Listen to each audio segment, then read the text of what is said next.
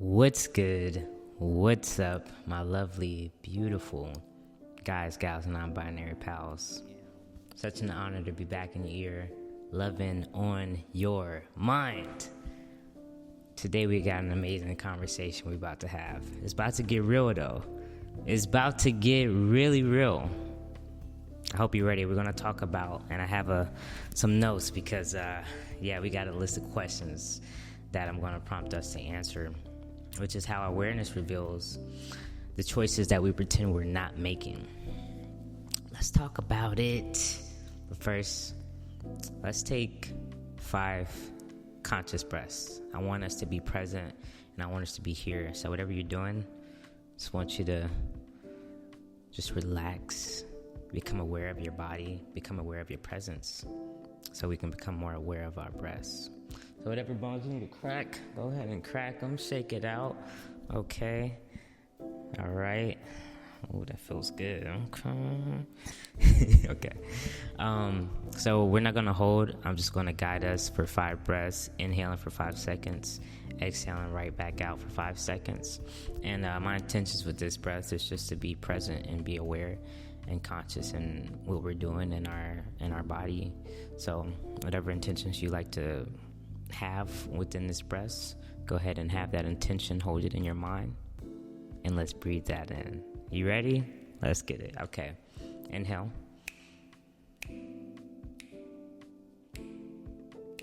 Exhale.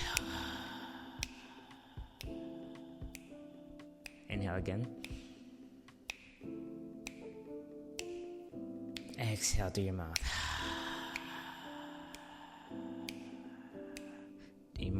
3 more. Inhale.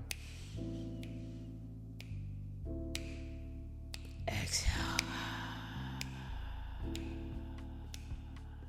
Inhale again.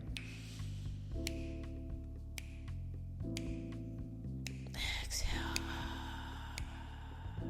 One more big inhale.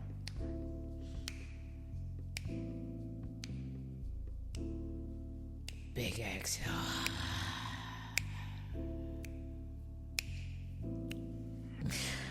Whew, man. I love our lovely breaths on this podcast. It is so amazing to breathe with y'all and into y'all, right? Because as we've been up on a season of dating and relationships and transforming the way that we connect with others in a more, and I hate to say authentic because now it just sounds so cliche, and like, what is authentic, right? What does it even mean to be authentic? I think that's just the whole journey of the journey, right? Of finding you, of finding what it means to be you, because nobody can tell you what it means to be you. Only you can define that. So I've been up on the journey of just exploring how can I show up as a better me within my relationships, within dating, within connections. And it's not just about dating right now, but we are covering that. So I have some questions. I have some questions to help us get more aware and very introspective of the quality of people that we're choosing to have within our lives. I hope y'all enjoyed those deep breaths. Because this is going to get very real. So I had some notes, as mentioned before, because I really want us to be very conscious and ask ourselves these questions on how to choose better. Really, it all comes down to the decisions that we're making daily. So I've made a list of 6 questions. If you're a note taker, I really encourage you to take some notes. Pull out your cell phone, pull out a book, journal. I give you a second. All right, you got it. Okay, you paused it or whatever you needed to do. So, like I said, going back to tolerance and teaching people what you will and won't tolerate comes from a form of understanding yourself, because we have to understand our boundaries, which I did an episode upon. Check it out. And in the last episode, I also did a conversation on what does it mean to choose yourself in a relationship. So this is just a follow-up topic to the past episodes that I've been doing, as well as an introduction to the new episodes I'm going to have with some guests. Man, it's going to be so great. Stay tuned. Of what does it mean for ourselves, right? To actually have the connections that we want, we really have to get very real with ourselves. And this is just an expansion upon that realness, right? A quote I wrote down that I was like, I really need to say this, was consciousness without action is self-deception. I really felt like it was necessary for me to say this on this episode, because I know I talk a lot about consciousness and awareness, and I'm very much into the spirituality aspects of life. But we have to realize as well that we live on a multi-dimensional realm. You know, we have spirit, we have body, we have mind, we have soul. You know, we have so many different layers of dimensions that we exist within, not just in the spiritual realm. And I really wanted to integrate a more foundational awareness within the consciousness, because I do know that I give a lot of background on spirituality aspects and soul, spirit-based, questions and discernment and intuitive natures that we can use within those different realms and planes that we exist in, but becoming aware of the physical realm as well and getting grounded. Because before we even ascend, we have to be grounded. Because ascension without grounding, we just gonna fly everywhere. Spiritual psychosis, that's how that shit happens. So I just want us to be aware of that quote, that consciousness without action is self-deceptions. Because knowing your pattern doesn't end them, but interrupting them does. So how can we interrupt these patterns, right? Let's talk about it. Question number 1. Get your notebooks out. The first question that I have for you is, where am I actively choosing situations that hurt me and calling it patience, love, or understanding? This is question number 1. I think it's a really important reflective question for you to answer first. And I want to give you some time to think before I expand upon this a little bit more. So if you need to pause it. That was my pause face. Okay. So with this, what are we actively choosing? It goes back to what we were taught. And in my previous episodes, I talk a lot about childhood, wounds, like with choosing yourself. The last episode I did, those abandonment wounds that I had as a child and that a lot of us have within our childhood. We get instilled with these programs, these different conscious patterns that we're told to believe, that we're told is true. Like sacrificing is love. But a lot of times it's really like we're abandoning ourselves in hopes for this perfect relationship, in hopes for someone else's approval of us, in order to satisfy others while leaving ourselves unfulfilled. So it really goes back to the void of what we're trying to fill. What are we trying to fill in or outsource into others that we're not giving ourselves? And why are you choosing this, right? So when it's where am I actively choosing, I want you to think about what situations have come up, what patterns are currently repeating in your relationship dynamics that really is causing you more discourse than it is fulfillment. And why are you choosing that?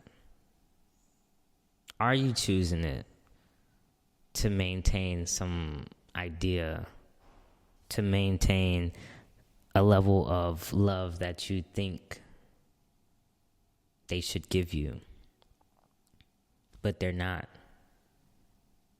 in hopes for understanding. And it's important not to judge ourselves when we're answering these questions. This is introspection for you.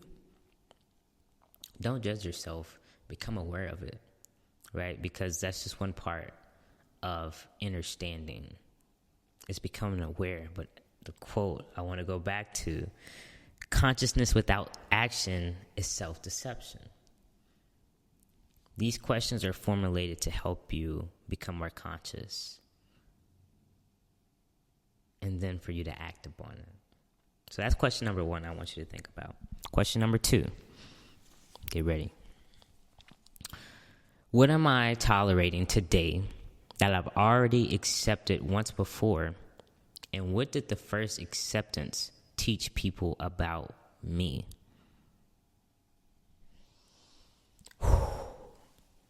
This was a really good question when I wrote this down. I'm like, oh yeah, this shows a lot. And to not only our level of awareness within others, but within ourselves. What have you tolerated today that you accepted once before? And what did the first acceptance teach people about you? Right? So, oftentimes, we give people the benefit of the doubt. We do. I know I have a lot of infinite lovers here on Ahmani's Infinite Love.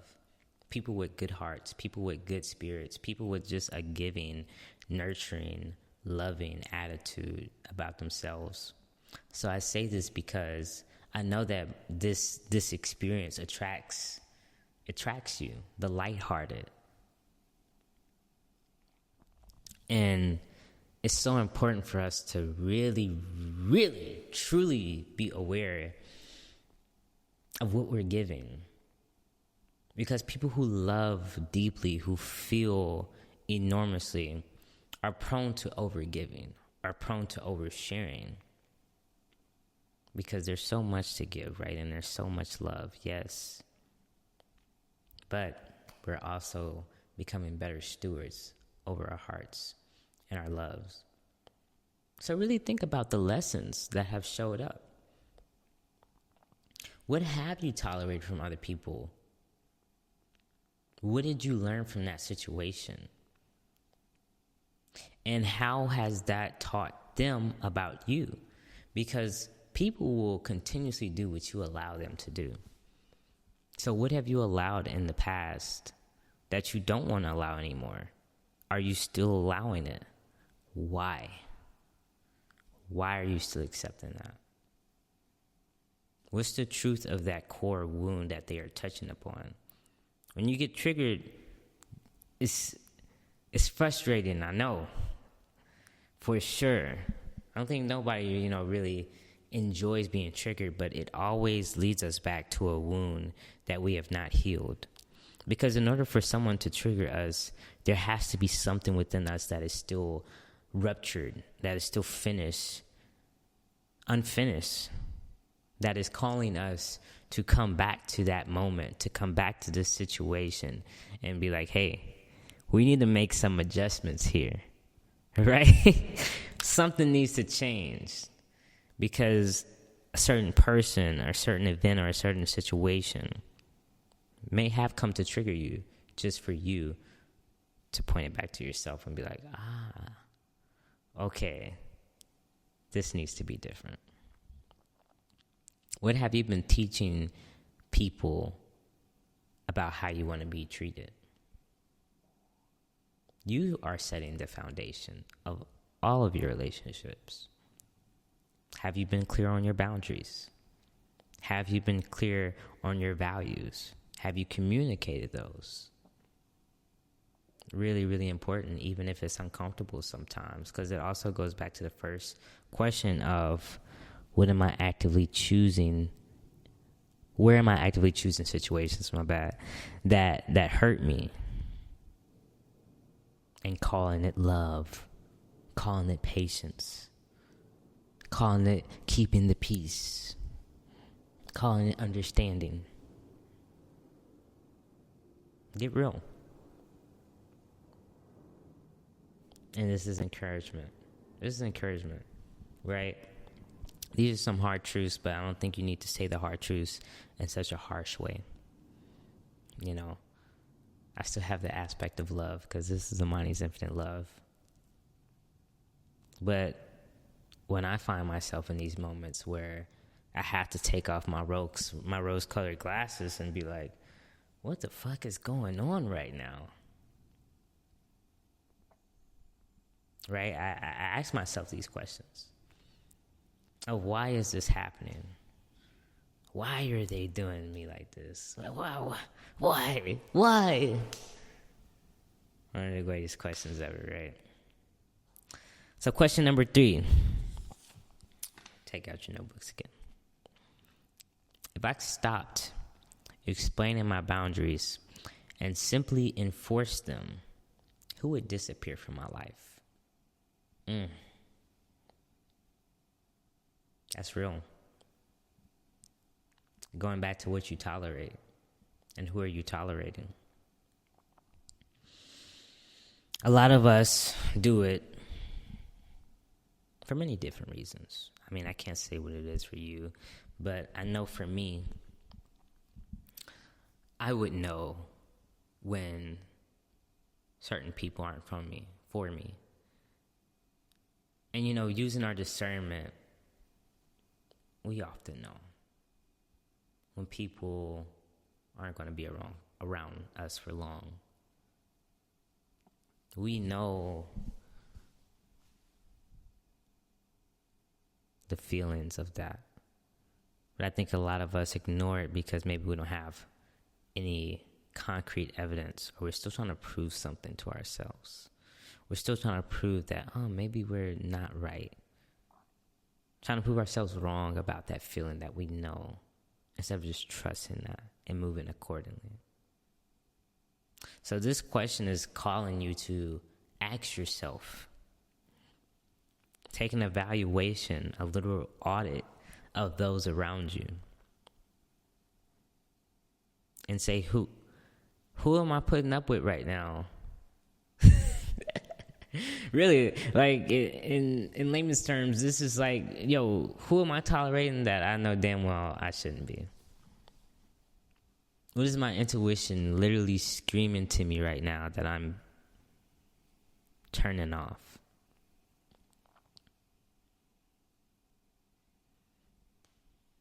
It's been a lot of situations in my life that I've just learned to just trust. I've learned that I had to trust my intuition.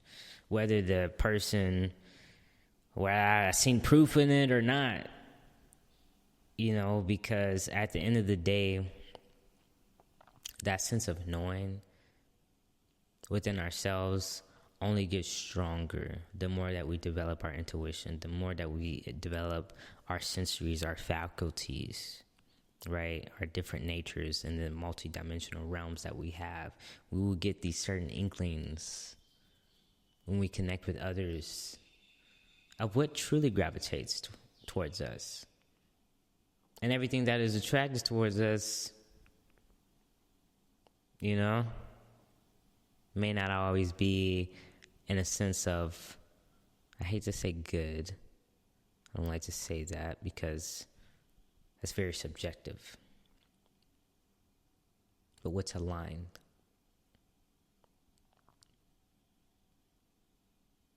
What's aligned for you?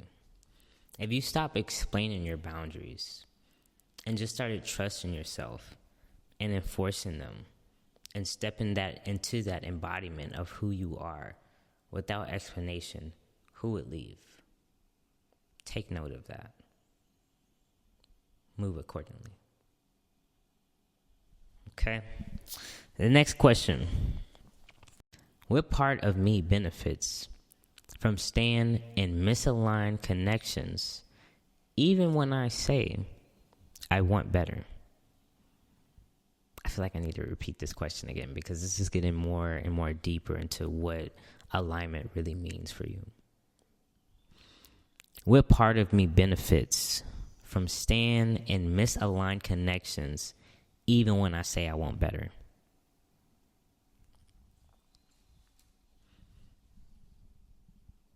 I'm sure you'll get a lot of callings, downloads from your inner child with this question.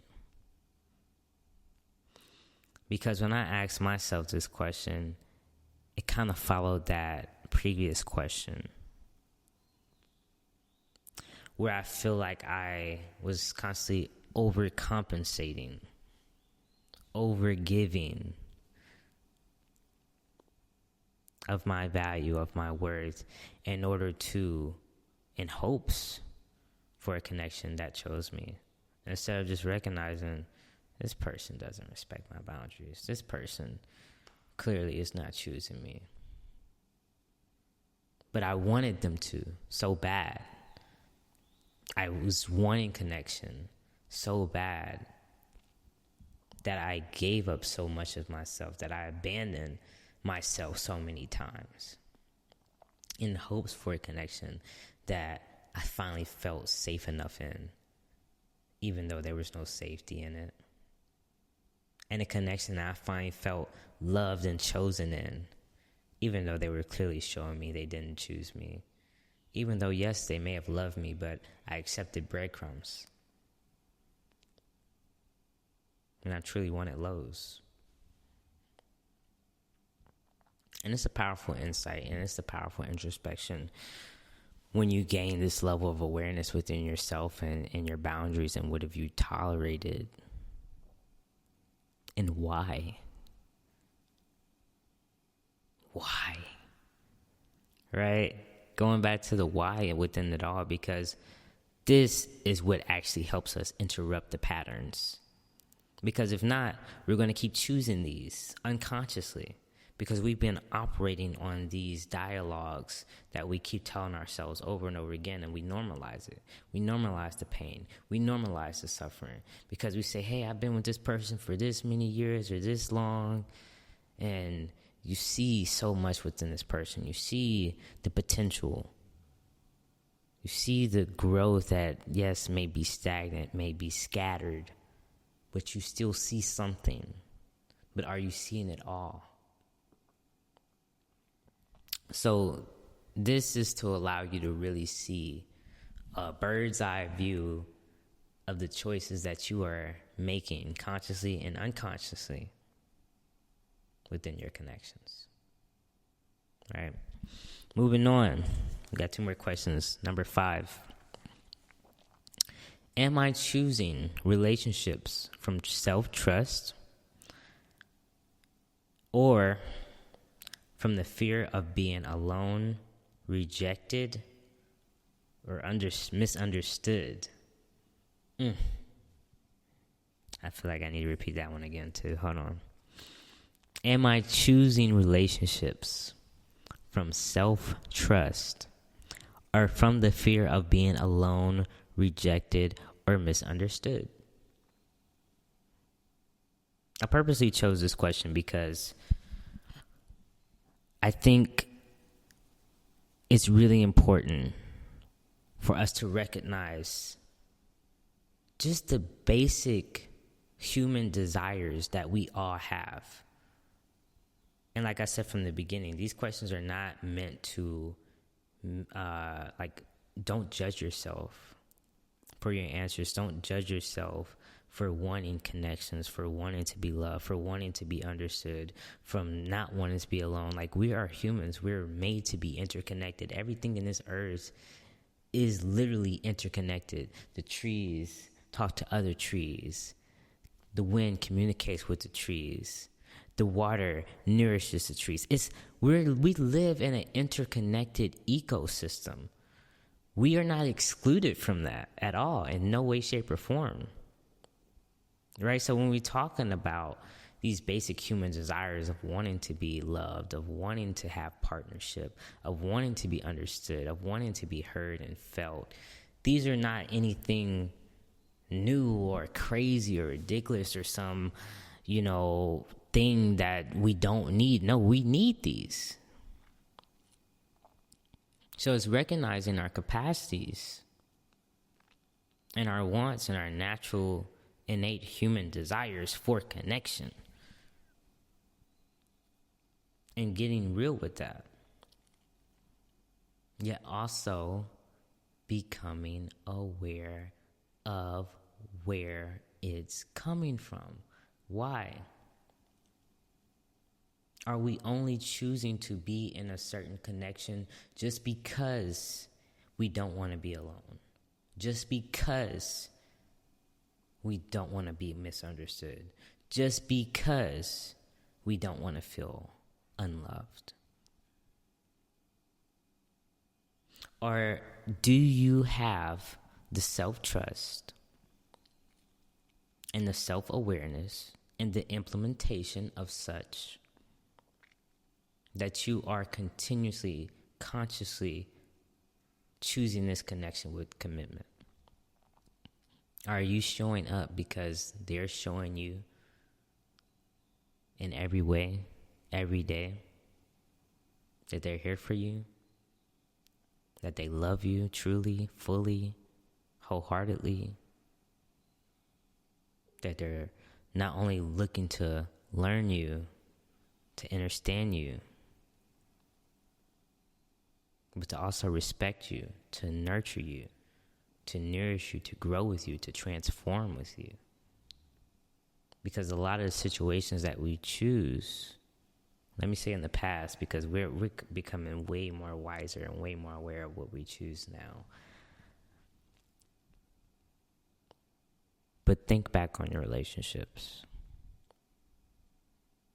where a lot of the things that you chose just in hopes for the connection of love, of being understood, of being with someone, even though they might have not brought you joy. It may have not felt fulfilling. It didn't always bring you peace. You weren't truly happy. You weren't truly loved. Are you still in those kind of dynamics now? I sure hope not. But it's good to reflect. Number 6. It's the last question. Do I feel like this is truly for me? Or am I putting that decision into another source? This one is a really big question.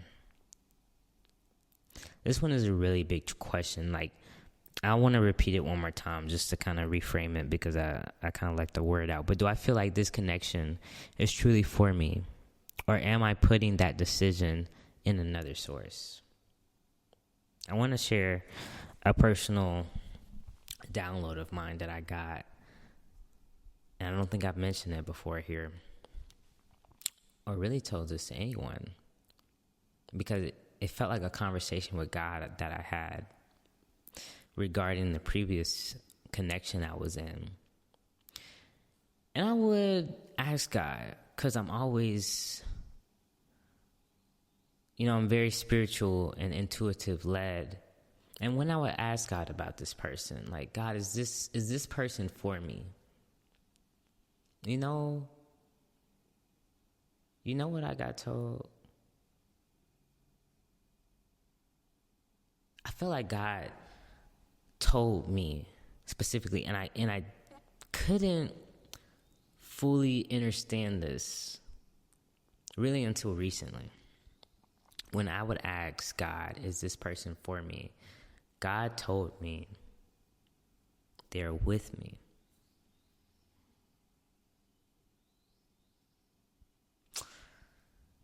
And that was such an interesting download to have. When I asked, hey, is she for me? And I got the response of, they are with you. Nothing else. So I started thinking about what that truly meant.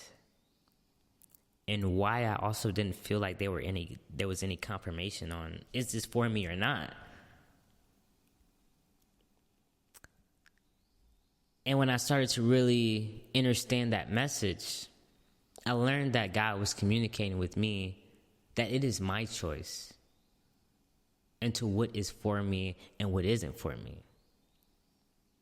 I was trying to place that responsibility in another source of choosing, hey, is this for me? Is this for me? Is this for me? Is this for me? And not saying that that's wrong, but I think a lot of the times, especially very spiritual based people and spiritually led beings, you know, we're always trying to make sure we're in alignment and use our intuitive nature and use our spiritual senses in order to enhance our life in the 3D and the material realm and whatever. So it felt a little foreign to me to realize that I actually have the responsibility on my own, or not just of my own, because I do have help. But ultimately, that decision was up to me. That factor of what is and what isn't for me. Because really, only I can truly decide that. So it finally made sense of why I heard the message of they're with me. But I never got confirmation on they're for me, because that was for me to decide. Yes, they were with me. They were there.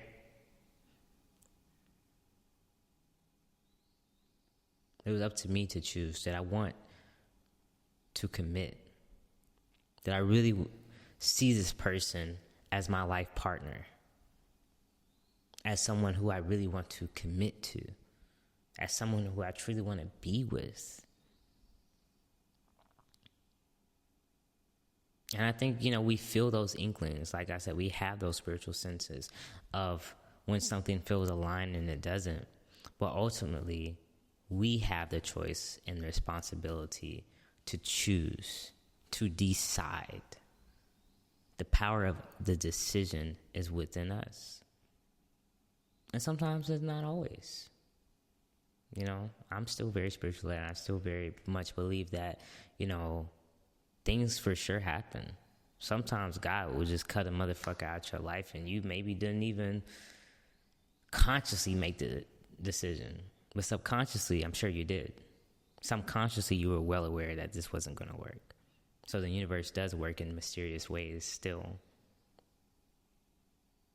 But ultimately, I think it's important for us not to always outsource into divination or into all these, you know, like sources of energy, I would say. Like, I know a lot of people who always get tarot readings or, you know, trying to see like, oh, is this for me? Is this for me? And yes, there's a lot of insight that could be gained from these sources and from prayer and from meditation. And we will become even more equipped into handling that decision. So I think instead of just outsourcing our decision and asking source, hey, is this for me? Ask yourself, is this for you?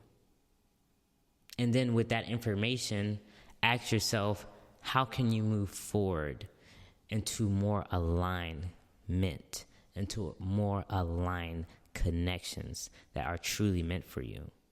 Ask yourself, how does it feel when something is truly for me? And how does it feel when something is truly not for me? Where do I feel it? How does it come up? Like I said, that was such an important conversation that I had with God, that it taught me so much more responsibility and self-trust into myself. Because we can have anything and everything that we want. Nothing is impossible. But what do you want to make happen? What do you want to become and make into this reality? The decision and the choice is yours. So let's become more conscious of the creations of realities that we are manifesting. We all need to become more consciously aware and integrating these lessons. Ask yourself these questions. Listen back to the podcast if you need to. Write it back down. Ask yourself again in 6 months. And also ask yourself this before we go. If you don't make any changes today, how would your life look in 6 months?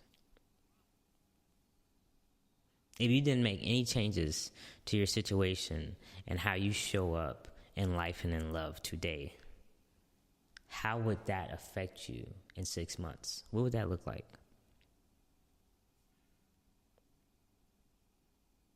Really become increasingly aware of how are you showing up. We're conscious creators. We're infinite lovers. And I believe we have what it takes in order to really instill and to move with love that fulfills us all, that manifests in this world as courage, that manifests in this world as our authentic being in whatever way that means to us.